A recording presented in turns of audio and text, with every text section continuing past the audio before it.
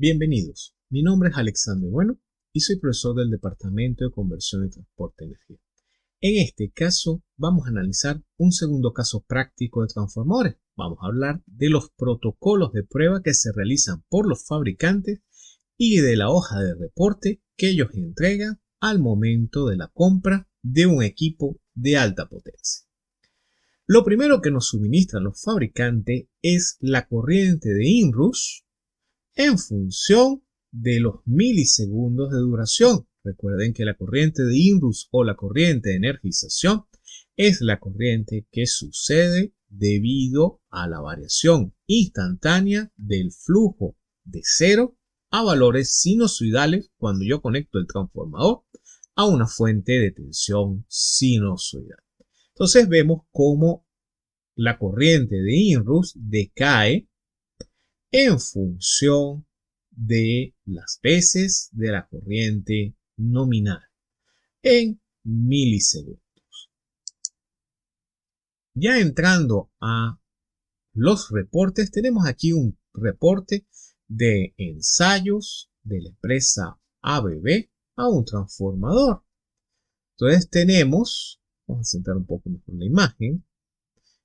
Tenemos un transformador construido bajo las normas IEC 60076-11 del 2004, conexión DN11, tensión 34.5 en alta, 480 en baja, intensidad 5 amperes en alta, 360.84 en baja, 300 kVA, refrigeración por aire natural a 60 Hz.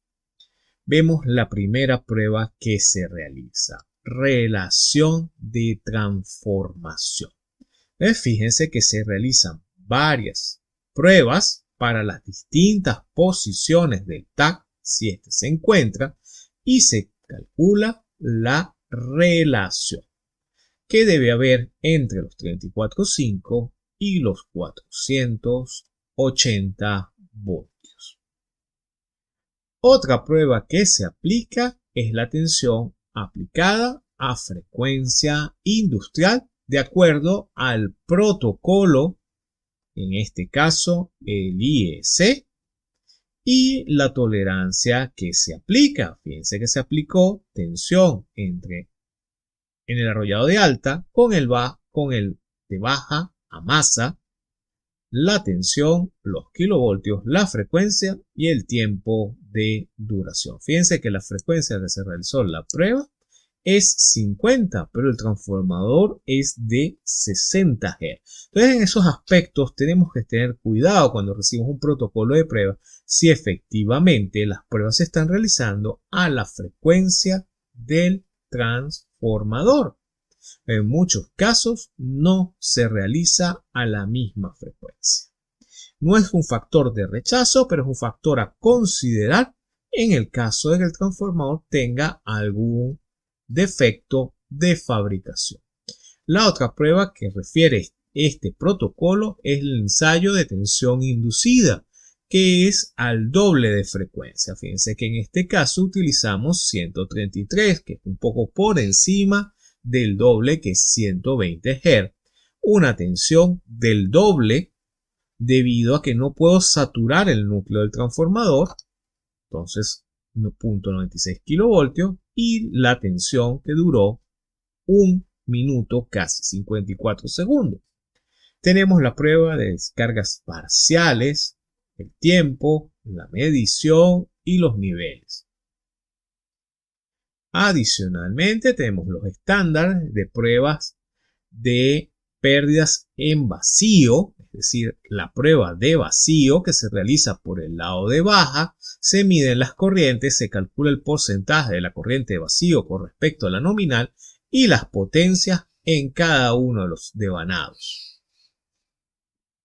Siguiendo con este protocolo, vemos que en las siguientes hojas de datos están la medición de la resistencia de los devanados, que esto es muy importante para determinar posibles cortos entre espira y pequeñas variaciones en el diseño del transformador. Fíjense que está en el orden de 34 ohmios, pero hay una resistencia que está en el orden de 33. O sea, hay pequeñas diferencias en el lado del devanado de alta para las 3 fases y con respecto al devanado de baja.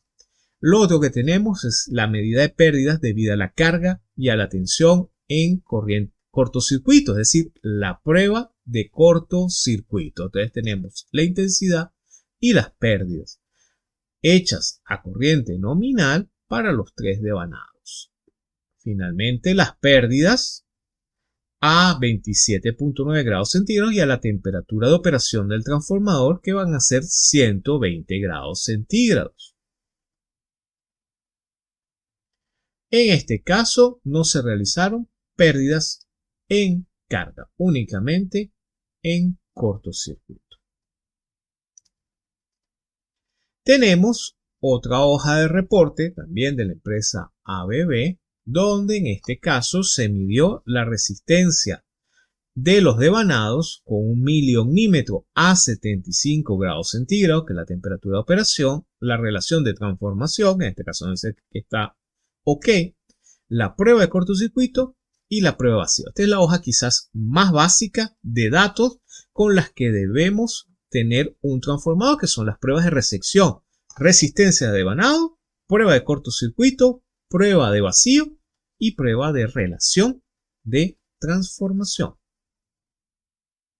Fíjense que también este reporte nos indica las pruebas de aislamiento, tanto de tensión aplicada como inducida, y la visualización del equipo. Otro reporte que tenemos es de otro transformador seco.